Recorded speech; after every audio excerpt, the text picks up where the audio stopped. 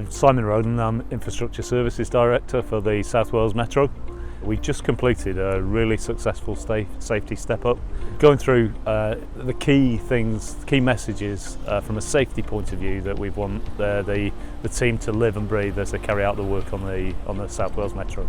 Safety is important everywhere, but we're in a position where we're carrying out significant amounts of work on the network, and as a result of that, what we need people to do is change their behaviours, or at least modify their behaviours to make sure that they're looking after their colleagues and the members of the public.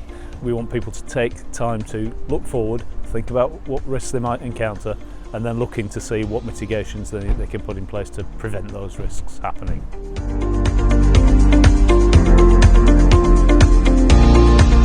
Hi, I'm Annabelle Odie. I'm the Operational Planning Manager on the Transformation Project on the CVL.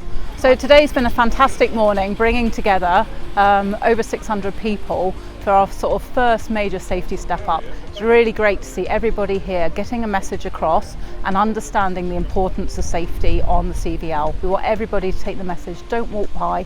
Safety is really important to us. This whole project is improving everybody's way of life on the CVL, and we need to respect our line-side neighbours.